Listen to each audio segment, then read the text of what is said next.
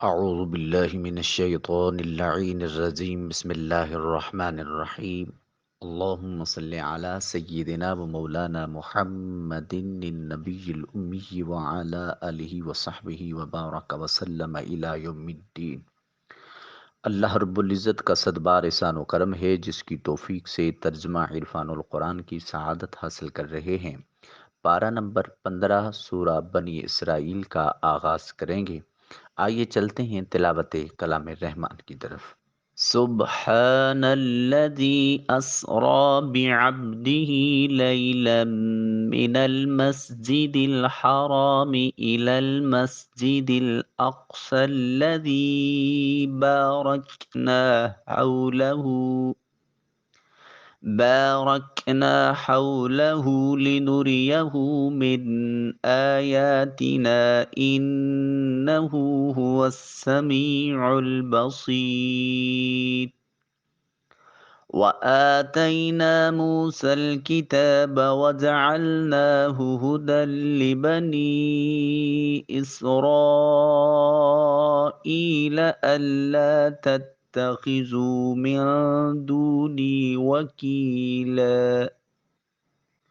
ذرية من حملنا مع نوح انہ کان عبدا شکورا۔ آئیے چلتے ہیں حصۃ التجوید کی طرف۔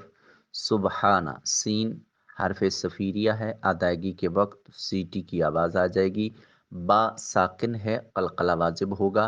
جہاں قرآن مجید میں قاف، طا، با، جیم، دال، قطب و جدن یہ 5 حروف آ جائیں، ساکن ہوں تو قلقلہ واجب ہوتا ہے، یعنی آواز اپنے مخرج پر لگ کر ٹکرا کر واپس پلٹتی ہے۔ سبحانہ ہا کو وسط حلق سے ادا کریں۔ الذی ذال کو نرمی سے ادا کیجیے۔ یا ساکن ہے اور اس سے پہلے والے حرف کے نیچے زیر ہے یا مدہ، اور اس کے اوپر چھوٹی مد ہے، مد منفصل، لہٰذا اس کو 2 سے 3 الف کی مقدار لمبا کریں گے۔ سبحان الذی اسرا، سین کی ادائیگی کے وقت سیٹی کی آواز آئے گی، اور را کے اوپر کھڑی زبر ہے، الف المدیہ صغیرہ، اس کو موٹا پر کر کے اور لمبا کر کے ادا کریں گے۔ اس کا طول 1 الف کی مقدار کے برابر ہوگا۔ اسرا بعبدہ، عین کو حلق سے نکالیے، با ساکن ہے، قلقلہ واجب ہوگا۔ ہا کے نیچے یا المدیہ صغیرہ یعنی کھڑی زیر ہے، اس کو 1 الف کے قیم مقام لمبا کر کے ادا کریں گے۔ بعبدہ، بقیہ تجوید کے قوانین آپ خود اپلائی کریں گے، میں ترجمہ اور تفسیر کی سعادت حاصل کرتا ہوں۔ سبحان پاک ہے، الذی وہ ذات، اسرا جس نے سیر کرائی، بعبدہ اپنے بندے خاص کو، لیلاً رات کے تھوڑے سے حصے میں، من المسجد الحرام مسجد حرام سے لے کر، الی المسجد الاقصی مسجد اقصی تک، الذی وہ مسجد اقصی جس کے، بارکنا ہم نے بابرکت بنایا، حولہ اس کا ارد گرد، لنریہ تاکہ ہم دکھائیں، من آیاتنا اپنی نشانیوں سے، انہ بے شک وہ اللہ، وہ سبحان، ہوا وہی، السمیع البصیر وہ خوب سننے والا ہے، خوب دیکھنے والا ہے۔ وہ ذات ہر نقص اور کمزوری سے پاک ہے جو رات کے تھوڑے سے حصہ میں اپنے محبوب اور مقرب بندے کو مسجد حرام سے اس مسجد اقصی تک لے گئی، جس کے گرد و نواح کو ہم نے بابرکت بنا دیا ہے تاکہ ہم اس بندہ کامل کو اپنی نشانیاں دکھائیں، بے شک وہی خوب سننے والا، خوب دیکھنے والا ہے۔ سبحان پاک ہے، اس کا معنی یہ ہے کہ اللہ رب العزت کی ذات اقدس ہر عیب اور نقص سے پاک ہے۔ حضرت طلحہ بن عبید اللہ رضی اللہ تعالی عنہ فرماتے ہیں، میں نے نبی مکرم نور مجسم شفیع دو عالم صلی اللہ تعالی علیہ وآلہ وسلم سے سبحان اللہ کی تفسیر کے بارے میں دریافت کیا تو آپ نے ارشاد فرمایا، ہر بری چیز سے اللہ تعالی کی پاکی بیان کرنا سبحان اللہ کہلاتا ہے۔ اس آیت کی ابتدا میں جو لفظ سبحان ذکر ہوا ہے، اس مناسبت سے سبحان اللہ کے فضائل سماعت کیجئے۔ حضرت سیدنا ابو ہریرہ رضی اللہ تعالی عنہ راوی ہیں، رسول مکرم شفیع دو عالم صلی اللہ علیہ وسلم نے ارشاد فرمایا، جس نے ایک دن میں 100 مرتبہ سبحان اللہ و بحمدہ پڑھا تو اس کے گناہ مٹا دیے جائیں گے، اگرچہ اس کے گناہ سمندر کی جھاگ کے مثل ہوں۔ حضرت جابر رضی اللہ تعالیٰ عنہ سے روایت ہے، نبی اکرم صلی اللہ علیہ وسلم نے ارشاد فرمایا، جس نے سبحان اللہ العظیم و بحمدہ کہا تو اس کے لیے جنت میں ایک درخت اگا دیا جاتا ہے۔ حضرت ابوذر رضی اللہ تعالی عنہ راوی ہیں، فرماتے ہیں، میں نے عرض کی، یا رسول اللہ صلی اللہ تعالی علیہ وآلہ وسلم، میرے ماں باپ آپ پر قربان ہوں، کون سا کلام اللہ کو سب سے زیادہ محبوب ہے؟ ارشاد فرمایا، وہ کلام جس سے اللہ تعالیٰ نے فرشتوں کے لیے پسند فرمایا، اور وہ کلام یہ ہے، سبحان ربی و بحمدہ، سبحان ربی و بحمدہ۔ اب تھوڑا سا چونکہ میری ذاتی دلچسپی صوفیاء کرام کے ساتھ ہے، تو اس مناسبت سے ایک بات اور عرض کر دیتا ہوں کہ ہر اسم الہی کی تجلی عامل پر پڑتی ہے، یعنی جس اسم الہی کا وظیفہ کرتا ہے اس میں اس کا اثر پیدا ہونا شروع ہو جاتا ہے۔ چنانچہ یا سبحانو کا وظیفہ جو کرے گا تو اللہ تعالیٰ اسے گناہوں سے پاک فرمائے گا۔ اسی طرح جو یا غنیوں کا وظیفہ پڑھے گا تو وہ خود غنی اور مالدار ہو جائے گا۔ اسی طرح جو یا عفو یا حلیموں کا وظیفہ کرے گا تو اس میں یہی صفات پیدا ہونا شروع ہو جائیں گی۔ اسی مناسبت سے ایک واقعہ ملاحظہ کیجئے کہ حضرت ابو بکر بن زیاد رحمۃ اللہ تعالی علیہ سے منقول ہے کہ ایک شخص حضرت معروف قرخی رحمۃ اللہ تعالی علیہ کی خدمت میں حاضر ہوا، عرض کی، حضور آج صبح ہمارے ہاں بچے کی ولادت ہوئی ہے اور میں سب سے پہلے آپ رحمۃ اللہ علیہ کے پاس یہ خبر لے کر آیا ہوں تاکہ آپ کی بابرکت جو آپ کی برکت سے ہمارے گھر میں خیر نازل ہو۔ تو حضرت معروف قرخی رحمۃ اللہ علیہ نے فرمایا، اللہ تعالیٰ تمہیں اپنے حفظ و امان میں رکھے، یہاں بیٹھ جاؤ اور 100 مرتبہ یہ الفاظ کہو، ما شاء اللہ کانا، ما شاء اللہ کانا، ما شاء اللہ کانا، یعنی اللہ تعالیٰ نے جو چاہا وہی ہوا۔ اس نے 100 مرتبہ یہی الفاظ دہرا لیے تو آپ نے فرمایا دوبارہ یہی الفاظ کہو۔ اس نے 100 مرتبہ پھر وہی الفاظ دہرائے، آپ نے فرمایا پھر وہی الفاظ دہراؤ۔ اس طرح 5 مرتبہ اس نے وہ الفاظ دہرائے۔ اتنے میں ایک وزیر کی والدہ کا خادم ایک خط اور تھیلی لے کر حاضر ہوا اور کہا، اے معروف کرخی رحمت اللہ علیہ، ام جعفر آپ کو سلام کہتی ہیں اور انہوں نے یہ ہتھیلی آپ کی یہ تھیلی جو ہے آپ کی خدمت میں بھجوائی ہے، اور کہا فرمایا کہ آپ غرباء و مساکین میں یہ رقم تقسیم فرما دیں۔ یہ سن کر آپ نے قاصد سے فرمایا، رقم کی تھیلی اس شخص کو دے دو، اس کے ہاں بچے کی ولادت ہوئی ہے۔ قاصد نے کہا، یہ 500 درہم ہے، کیا سب اسے دے دوں؟ آپ نے فرمایا، ہاں ساری رقم اسے دے دو۔ اس نے 500 مرتبہ ما شاء اللہ کانا کہا تھا، پھر اس شخص کی طرف متوجہ اور فرمایا، یہ 500 درہم تمہیں مبارک ہوں، اگر اس سے زیادہ مرتبہ کہتے تو ہم بھی اتنی ہی مقدار زیادہ بڑھا دیتے، جاؤ یہ رقم اپنے اہل و عیال پر خرچ کرو۔ اللہ اکبر۔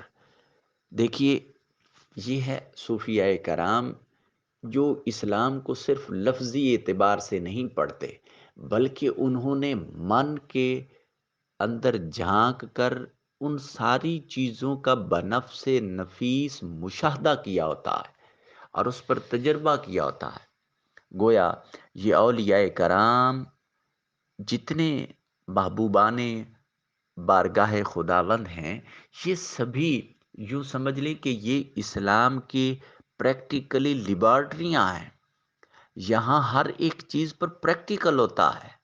کتابیں جو ہیں یہ ہمیں صرف تھیوری سکھاتی ہیں، پریکٹیکل ہمیں وقت کا ولی سکھاتا ہے۔ اور آپ کو پتہ ہے کہ پریکٹیکل سے نتائج اخذ جو کیے جاتے ہیں وہ ناقابل انکار ہوتے ہیں، وہ حقیقت ہوتی ہے۔ گویا جیسے ہی وہ شخص آیا اور بچے کی ولادت کا پیغام سنایا تو حضرت معروف کرخی رحمۃ اللہ تعالی علیہ اپنی اس باطن کی آنکھ سے یہ جان چکے تھے کہ یہ شخص جو ہے مالی لحاظ سے بہت کمزور ہے اور اسے مال کی ضرورت ہے۔ پھر اپنی صحبت میں بیٹھ کر وظیفہ پڑھایا کہ یہاں جو قربت اللہ کے حضور اس شخص کو میسر آنی ہے وہ شاید کہیں اور نہ ہو، اور پھر جتنا وظیفہ پڑھایا اس کا اتنا ہی ثمر اس کی آنکھوں کے سامنے اس کو نظر آیا، جو جس کی وہ چاہت دل میں لے کے آیا تھا۔ گویا اس نے اس کا اظہار نہیں کیا۔ تو اولیاء کرام اللہ رب العزت کی ایسی صفات کا عکس اور پرتو ہوتے ہیں کہ یہاں زبان سے کہنا نہیں پڑتا۔ مومن، حقیقی مومن جو ہے وہ اللہ رب العزت کی صفات کا عکس اور پرتو ہوتا ہے۔ علامہ اقبال رحمۃ اللہ علیہ فرماتے ہیں نا کہ قہاری و غفاری و قدوسی و جبروت، یہ چار عناصر ہوں تو بنتا ہے مسلمان۔ لہٰذا اولیاء کاملین اور صالحین کی صحبت اور سنگت میں بیٹھنا اور ان سے سیکھنا حقیقت میں یہ پریکٹیکل اسلام ہے، پریکٹیکلی ہے۔ اس میں کوئی کسی قسم کا وہ نہیں ہے، صرف دل کا برتن صاف ستھرا اور اجلا ہونا چاہیے، ذہن شکوک و شبہات اور تنقید و تنقیص کے تمام پہلوؤں سے پاک ہونا چاہیے، اس لیے کہ آپ پاک اللہ کی جناب میں حاضر ہونے کے لیے جا رہے ہیں۔ ارشاد فرمایا سبحان الذی، پاک ہے وہ ذات۔ اس آیت کریمہ کا مفہوم یہ ہے کہ ہر کمزوری، ہر عیب اور ہر نقص سے اللہ رب العزت کی ذات پاک ہے، جس نے اپنے خاص بندے یعنی تاجدار کائنات صلی اللہ تعالی علیہ وآلہ وسلم کو شب معراج رات کے کچھ حصے میں مسجد حرام سے مسجد اقصی تک سیر کرائی۔ حالانکہ مسجد اقصی مکہ مکرمہ سے 30 دن سے زیادہ کی مسافت پر ہے۔ وہ مسجد اقصی جس کے گرد ہم نے دینی اور دنیاوی برکتیں رکھی ہیں، سیر کرانے کی حکمت یہ تھی کہ اللہ رب العزت اپنے حبیب پاک صلی اللہ علیہ وسلم کو اپنی عظمت اور قدرت کی عظیم نشانیاں دکھانا چاہتا تھا۔ روایت ہے کہ جب سرکار دو عالم صلی اللہ علیہ وسلم شب معراج درجات عالیہ اور مراتب رفیہ پر فائز ہوئے تو اللہ رب العزت نے ان سے خطاب فرمایا کہ اے محمد صلی اللہ علیہ وسلم، یہ فضیلت و شرف میں نے تمہیں کیوں عطا فرمایا؟ تو کریم آقا رؤوف الرحیم آقا صلی اللہ علیہ وسلم نے عرض کی، اس لیے کہ تو نے مجھے ابدیت کے ساتھ اپنی طرف منسوب فرمایا ہے۔ اس پر یہ آیت مبارکہ نازل فرمائی۔ پھر جو ارشاد فرمایا کہ اسرا بعبدہ، اپنے بندے کو سیر کرائے، اس آیت کے اس حصہ میں نبی مکرم صلی اللہ علیہ وسلم کی معراج شریف کا تذکرہ ہے۔ معراج شریف نبی کریم صلی اللہ علیہ وسلم کا ایک جلیل القدر معجزہ ہے، اللہ رب العزت کی عظیم نعمت ہے۔ اس سے حضور پر نور شافع یوم النشور کا وہ کمال قرب ظاہر ہوتا ہے جو مخلوق الہی میں آپ صلی اللہ علیہ وسلم کے سوا کسی کو میسر نہیں ہے۔ معراج سے متعلق 3 باتیں ذہن نشین کر لیجئے۔ نمبر 1، نبوت کے 12ویں سال سید المرسلین صلی اللہ علیہ وسلم معراج سے نوازے گئے۔ البتہ مہینے کے بارے میں اختلاف ہے، مگر جمہور کے نزدیک 27ویں رجب المرجب کی رات کو معراج نصیب ہوئی۔ نمبر 2، مکہ مکرمہ سے حضور پر نور صلی اللہ علیہ وسلم کا بیت المقدس تک رات کے چھوٹے سے حصے میں تشریف لے جانا یہ نص قرآنی سے ثابت ہے۔ نص قرآنی کا مطلب ہوتا ہے ٹیکسٹ آف قرآن۔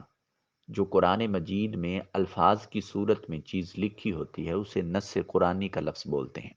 اس کا منکر کافر ہے، اور آسمانوں کی سیر اور منازل قرب میں پہنچنا یہ احادیث صحیحہ معتمدہ مشہورہ سے ثابت ہے، یعنی ایسی احادیث جو صحیح بھی ہیں، قابل اعتماد بھی ہیں، اور مشہور و متواتر حدیث پاک ہیں۔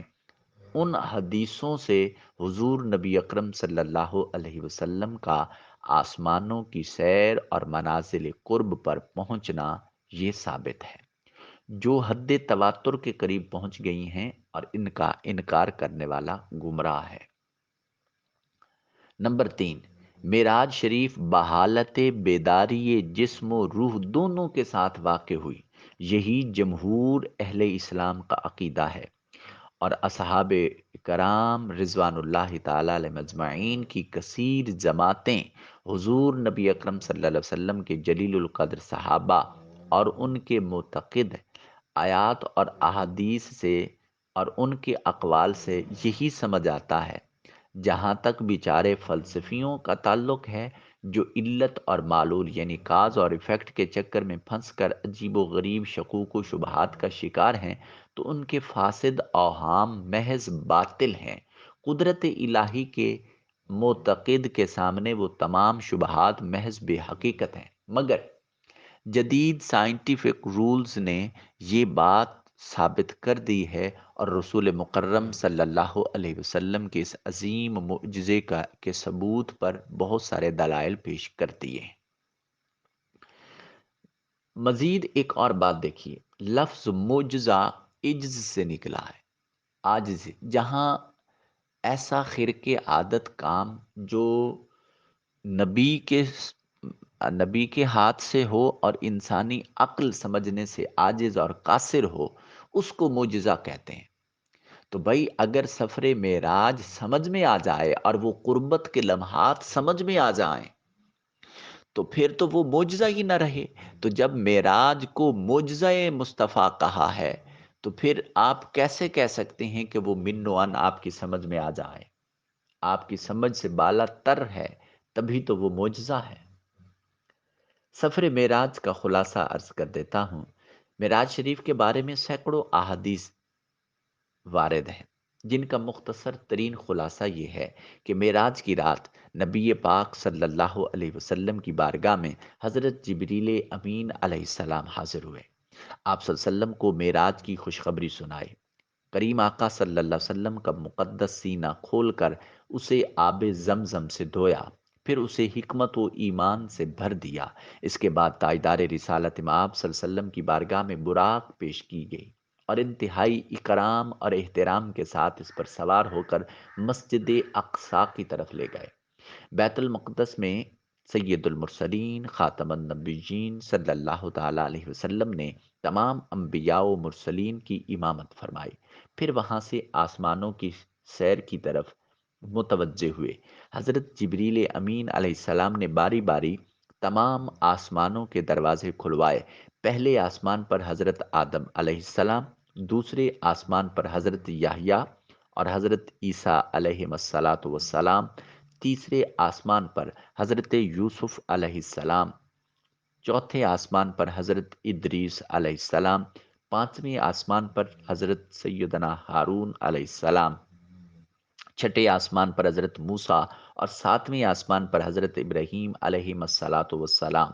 حضور نبی اکرم صلی اللہ علیہ وسلم کی زیارت و ملاقات سے مشرف ہوئے۔ انہوں نے حضور نبی اکرم صلی اللہ علیہ وسلم کی عزت و تکریم کی اور تشریف آوری کی مبارکبادیں دیں۔ پھر نبی پاک صلی اللہ علیہ وسلم ایک آسمان سے دوسری آسمان کی طرف سیر فرماتے اور وہاں کے عجائبات مشاہدہ فرماتے۔ تمام مقربین کی آخری منزل سدرۃ المنتہا تک ہے، آپ وہاں تک پہنچے۔ اس جگہ سے آگے بڑھنے کی چونکہ کسی مقرب فرشتے کو بھی مجال نہیں، اس لیے حضرت جبریل امین علیہ السلام آگے جانے سے معذرت کر کے وہیں رہ گئے۔ پھر مقام قرب خاص میں حضور پرنور شاف یوم النشور صلی اللہ علیہ وسلم نے ترقیاں فرمائیں، اور اس قرب اعلیٰ میں پہنچے کہ جس کے تصور تک مخلوق کے افکار و خیالات بھی پرواز سے عاجز ہیں۔ وہاں رسول اکرم صلی اللہ علیہ وسلم پر خاص رحمت و کرم ہوا، اور آپ علیہ الصلاۃ والسلام انعامات الہیہ اور مخصوص نعمتوں سے سرفراز فرمائے گئے۔ زمین و آسمان کی بادشاہت اور ان سے افضل و برتر علوم پائے۔ امت کے لیے نمازیں فرض ہوئیں۔ نبی پاک صلی اللہ علیہ وسلم بعض گناہگاروں کی شفاعت فرما کر آئے، جنت و دوزخ کی سیر کی، اور پھر دنیا میں اپنی جگہ واپس تشریف لے آئے۔ جب سرور دو عالم صلی اللہ علیہ وسلم نے اس واقعے کی خبریں دی تو کفار نے اس پر بہت واویلا کیا، اور حضور نبی اکرم صلی اللہ علیہ وسلم سے بیت المقدس کی عمارت کا حال اور ملک کے شام جانے والے قافلوں کی کیفیتیں دریافت کیں۔ آپ علیہ الصلاۃ والسلام نے انہیں سب کچھ بتا دیا، اور قافلوں کے جو احوال سرکار دو عالم صلی اللہ علیہ وسلم نے بتائے تھے، قافلوں کے واپس آنے پر ان سب کی تصدیق ہوئی۔ یہاں ایک بڑی محبت بھری بات عرض کرتا ہوں۔ اللہ رب العزت نے اپنے حبیب مکرم صلی اللہ علیہ وسلم کو جو معراج عطا فرمائی، اور اپنے کلیم حضرت موسیٰ علیہ السلام کو جو معراج عطا فرمائی، دونوں میں بڑا کمال کا فرق علماء کرام نے لکھا۔ فرمایا کہ حضرت کلیم اللہ، حضرت موسیٰ علیہ السلام جو کلیم ہیں، ان کی معراج درخت دنیا پر ہوئی۔ فرمایا نودیا من شاط الواد الایمن فی البقعۃ مبارکۃ من الشجر، برکت والی جگہ میں میدان کے دائیں کنارے سے ایک درخت سے انہیں ندا دی گئی۔ حبیب مکرم صلی اللہ علیہ وسلم کی معراج سدرۃ المنتہا اور فردوس اعلیٰ تک بیان فرمائی۔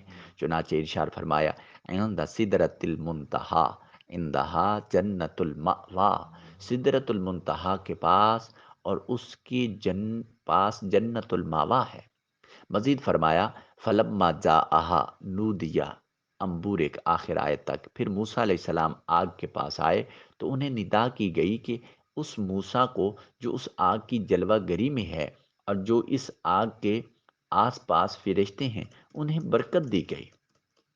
جبکہ جب اپنے حبیب کی باری آئی تو پھر فرمایا کہ جلوہ نور سے تجلی ہوئی، اور وہ بھی غایت تفخیم و تعظیم کے لیے بألفاظ ابہام بیان فرمائی۔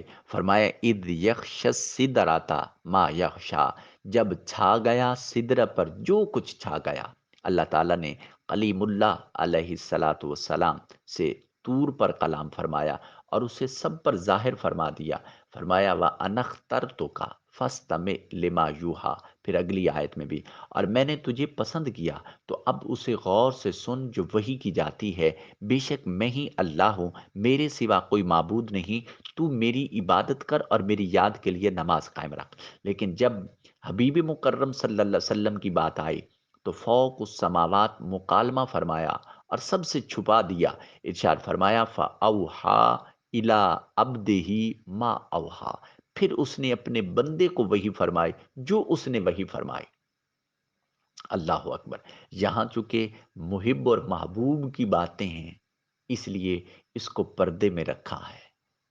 محبت بھری باتوں کا اظہار نہیں کیا جاتا، یہ عاشق اور محبوب کے درمیان راز و نیاز کی باتیں ہوتی ہیں۔ سو اللہ رب العزت نے فرمایا کہ پھر اس نے اپنے بندے کو وحی فرمائی جو اس نے وحی فرمائی۔ وہ وحی کیا تھی یہ اللہ جانتا ہے اور اس کا پیارا حبیب جانتا ہے۔ پھر ارشاد فرمایا الی المسجد الاقصی، سید المرسلین صلی اللہ علیہ وسلم کو مسجد اقصی تک سیر کرانے میں ایک حکمت یہ ہے کہ تمام انبیاء و مرسلین آپ صلی اللہ علیہ وسلم کا شرف اور فضیلت اپنی آنکھوں سے دیکھ لیں، کیونکہ نبی کرم صلی اللہ علیہ وسلم نے ان کی جگہ میں انہیں امام بن کر نماز پڑھائی، اور جسے گھر والوں پر مقدم کیا جائے اس کی شان یہ ہوتی ہے کہ وہ سلطان ہوتا ہے، کیونکہ سلطان کو اپنے علاوہ لوگوں پر مطلقاً تقدم حاصل ہوتا ہے۔ دوسری حکمت یہ ہے کہ حشر کے دن مخلوق اسی سرزمین میں جمع ہوگی، اس لیے یہ جگہ تاجدار رسالت صلی اللہ علیہ وسلم کے قدموں کی برکات سے نہال ہو جائے، تاکہ آپ علیہ السلام کی امت پر محشر میں وقوف آسان ہو جائے۔ پھر ارشاد فرمایا الذی بارکنا حولہ، آیت کے اس حصے میں اللہ نے مسجد اقصیٰ کی شان بیان فرمائی ہے کہ اس کے ارد گرد ہم نے برکتیں رکھی ہیں، دینی بھی اور دنیاوی بھی۔ دینی برکتیں یہ کہ وہ سرزمین پاک، وحی کے اترنے کی جگہ اور انبیاء کرام علیہم الصلاۃ والسلام کی عبادت گاہ ہے اور ان کی قیام گاہ بنی اور ان کی عبادت کا قبلہ تھی۔ دنیاوی برکتیں یہ کہ وہاں قرب و جوار میں نہروں اور درختوں کی کثرت تھی، جس سے وہ زمین سرسبز و شاداب اور میووں اور پھلوں کی کثرت سے بہترین عیش و راحت کا مقام ہے۔ پھر فرمایا لِنُرِيَهُ من آیاتنا، تاکہ ہم اسے اپنی عظیم نشانیاں دکھائیں۔ آیت کے اس حصے میں معراج شریف کی ایک حکمت بیان کی گئی، جس کا خلاصہ یہ ہے کہ اللہ رب العزت نے اپنے حبیب پاک صلی اللہ علیہ وسلم کو رات کے کچھ حصے میں مسجد حرام سے مسجد اقصیٰ تک سیر کرائی تاکہ ہم انہیں اپنی قدرت کے عجائبات دکھائیں۔ علامہ محمد بن محمد خازن رحمۃ اللہ تعالی علیہ فرماتے ہیں، بے شک اس رات نبی اکرم صلی اللہ علیہ وسلم نے انبیاء کرام علیہ السلام کو دیکھا، انہیں نماز پڑھائی اور عظیم نشانیاں دیکھیں۔ مزید فرماتے ہیں اس آیت میں من آیاتنا کے الفاظ ہیں جن کا مطلب یہ ہے کہ کچھ نشانیاں دکھائیں، جبکہ حضرت ابراہیم کے بارے میں اللہ نے فرمایا وَقَذَٰلِكَ نُرِيَ إِبْرَاهِيمَ مَلَكُوتَ السَّمَاوَاتِ وَالْأَرْضِ، اور اسی طرح ہم ابراہیم کو آسمان اور زمین کی عظیم سلطنت دکھاتے ہیں۔ اس آیت کے ظاہر سے ایسا لگتا ہے کہ حضرت ابراہیم علیہ السلام کو سید المرسلین صلی اللہ علیہ وسلم پر فضیلت حاصل ہے، حالانکہ ایسا نہیں ہے، اور نہ ہی کوئی اس کی نہ ہی کوئی ان کی نبی اکرم صلی اللہ علیہ وسلم پر اس اعتبار سے فضیلت کا قائل ہے، کیونکہ آسمانوں اور زمین کی بادشاہت بھی اللہ رب العزت کی تمام نہیں بلکہ بعض نشانیوں میں سے ہیں، جبکہ اللہ تعالیٰ کی دوسری نشانیاں اس آسمان اور زمین کی بادشاہت سے کہیں زیادہ اور بڑھ کر ہیں، اور اسی اعتبار سے ہم کہتے ہیں کہ اللہ تعالیٰ نے معراج کی رات اپنے حبیب پاک صلی اللہ علیہ وسلم کو جن نشانیاں اور عجائبات دکھائے وہ زمین و آسمان کی بادشاہت سے بڑھ کر ہیں۔ اس بیان سے ظاہر ہو گیا کہ حضور نبی اکرم صلی اللہ علیہ وسلم کو حضرت ابراہیم علیہ السلام پر بھی فضیلت حاصل ہے۔ اللہ رب العزت عمدن سہون کوئی خطا غلطی ہوئی اسے معافی نصیب فرمائے۔ آج آپ کے 3-4 منٹ زیادہ ہو گئے، اس کے لیے معذرت خواہ۔ اللہ رب العزت قرآن مجید سے تمسک اور عمل کرنے کی توفیق نصیب فرمائے۔ آمین ثم آمین، والسلام علیکم ورحمۃ اللہ وبرکاتہ۔